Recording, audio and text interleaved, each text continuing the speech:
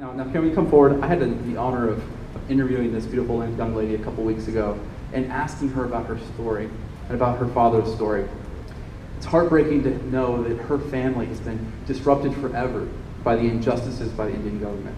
So listen to her story. I know some of you have heard parts of it, but hear it with new ears and see it with new eyes as you consider what this oppression really means to real people. This is not just a political battle. It's not a religious battle. This is one that affects real people and breaks up real families. Please welcome Navkiran.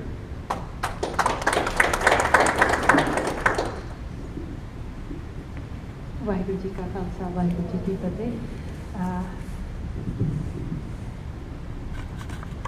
First of all, I would like to thank everyone who could make it today out of your busy schedules.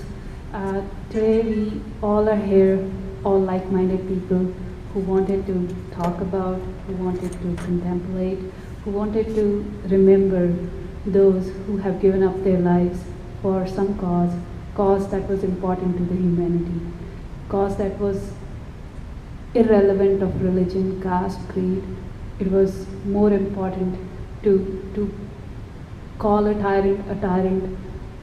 So if I just start with my father's story, I also remember while promoting this event, we had Jaleel and Rabi's picture posted in parallel to my father's. I would briefly go over, it's a similar case, Kashmir or Punjab. So my father, he grew up in Punjab. He was a student activist and then got involved in Sikh politics, and then whatever was going on in Punjab, it was like huge violation of human rights, where young Sikh kids were picked up, abducted, and then killed by the Punjab police, the government, on the orders of the Indian government from 1984 till 1995. And most of them were either killed in the custody or in the fake encounters, and they were cremated in the cremation grounds by the city governments, or we call it municipal corporations in India. So it was in early 90s. My father moved to England in late 1980s. That was in 89. He was in England. He actually got the immigration to England, and our entire family was all set to leave for England.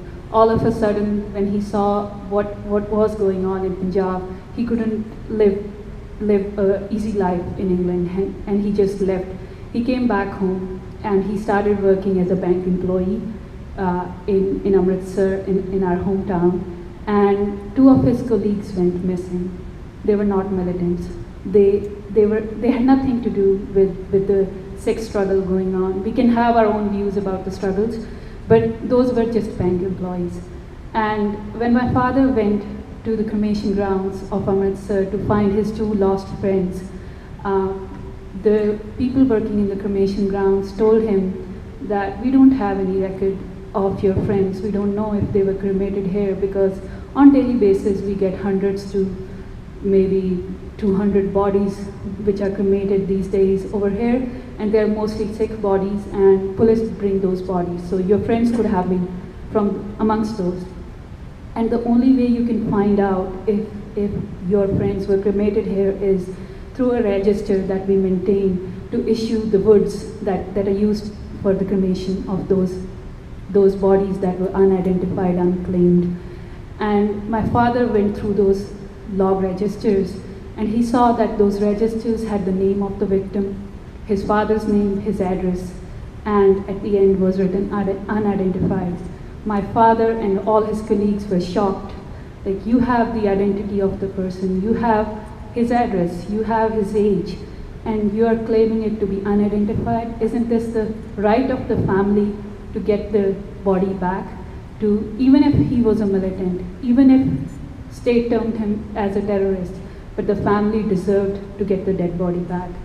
There was more than 6,000 dead bodies that he uncovered in Amritsar district itself, in the county of Amritsar.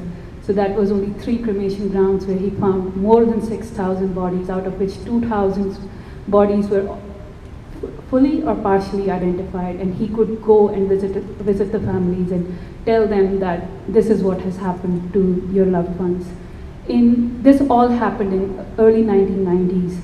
In 1993-94, he started collecting the list of those victims and started visiting the families.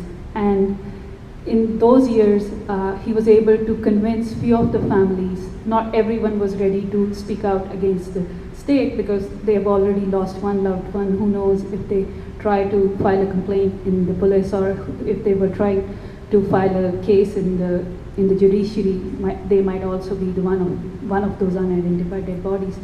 But he was able to convince about 40 people to go to the high courts and file a complaint against the police officers. And the state, the Director General of Police of that state, was very much annoyed.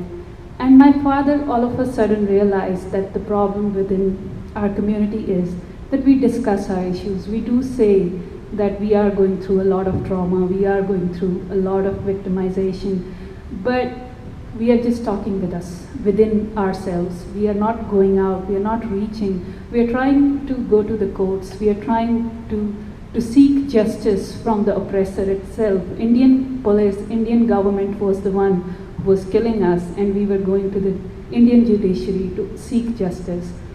Then he realized that what our community needed to do at that time was to go out and reach other people who have similar stories, or other people who will be ready to listen and who will come and support us and who will be our voice outside our own community. He decided to come to Canada.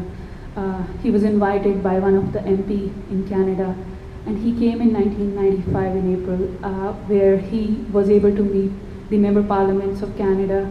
He was able to meet other human rights organizations and was able to give them those lists that he actually got from the cremation grounds. Those were the legal papers, those were the government papers that he had in his hand. And that was huge blow for the Indian government, because it's very easy to label a community or marginalize a community as terrorist, because you're already persecuting them, you're already labeling, or you can say you're already presenting them as separatists, extremists in front of the world. But there's nobody to tell the story of those people. There's no proof, no evidence to show that what they are going through. So this was one thing that he felt was needed. He had the proof, he had the facts. He brought them out in front of the world.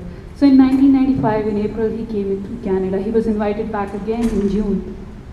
And at that time, his friends in Canada from within the community were made aware from India that the government is not going to spare him. The government is going to make him one of those unidentified dead bodies.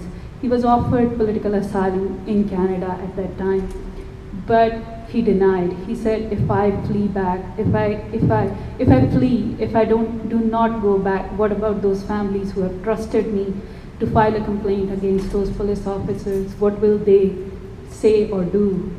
How will they judge me? That he is now in a safe haven, then we are left behind again to be tortured, to be targeted again. So in June, he came back. In June 1995, he came back with a clearer vision that what's next, what will be happening to him. And it was in September. So he came back in June, and it is in September 1995, September 6, 1995, he was picked up from his house and to be never seen after that. He was very much prepared, because he started visiting the families. He started meeting all those lawyers who were actually the human rights activists at that time. And he made it clear in the press. If you go back and look for any of the press releases or the media reports in the Indian newspapers at that time, it was a debate going on between the state and Jaswant Singh Khalra by his name. It was one day the state saying that these human rights people are propagandists, they are agents of Pakistan who are trying to disrupt the peace of Punjab again. And the other day my father would challenge the police officers and the government to come and have a talk, and so that he could explain where these young ones, these loved ones have gone. So in 1995, he was picked up. I was 10, my brother was 8, and my mother was a working woman. She was working in a library. All of a sudden, our lives changed. We realized that people die, but this was something different. This was something important. And this was not just important for the community. This was important for the humanity, for those who were struggling.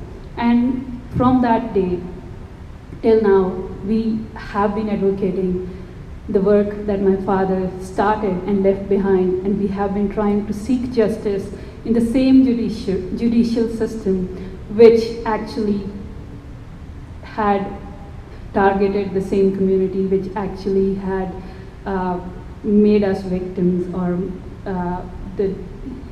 helped in the massacres of the community. One thing I would like to say about my father's personality, he was evolved through many movements. As a student, he was a student activist. He got involved in socialist movements. He then got involved in the Sikh movements. So all these movements evolved him. Today in the morning, I was going through a few of his handwritten notes, and I saw that he always found this need for dialogue. He always found that the Sikhs, or even all other minority communities, it's not just the religious minorities, it's ethnic or any. So we do not have this dialogue. We do not empathize with each other. We might sympathize that, oh, something happened in New Delhi in 1984. We do sympathize with the Sikh community. We do sympathize with what happened to Kashmir. But the thing is, we do not stand with each other when something goes wrong with the other community. And that's the reason in India this hasn't stopped. 1984 happened, nobody other than Sikhs complained. Nobody came to Sikhs and say that we are also the minorities, this could have happened with anyone. But then 1992 happened, Babri Masjid happened, Bombay happened, then 2002 Gujarat happened, then 2008 Orissa happened. So this is never stopping chain. And I would say this effort of getting all the communities, not just the Sikh community, but Muslims, Christians, Dalits, everyone, this is a very important effort, and we have been lagging. Sikhs have been fighting for justice for past 31 years, and we have not reached anywhere. And justice for us is not what we are seeking from the Indian judicial system. We are not seeking for any kind of a compensation. We want accountability. We want those people who ordered everything to be held accountable. And I think this is the same that we think is lagging with the other communities. Once again, we know there are very good speakers after me and who will be discussing this more, but I would just like to thank you, and I really appreciate that you guys had this courage, and you guys could take out time to come here and to engage yourself in the dialogue and come out of the box of our own communities and just be ready to listen to the other people, what they have to say. With this, thank you so much. Vaheguru Ji Ka Khalsa, Vaheguru Ji Ki Fateh.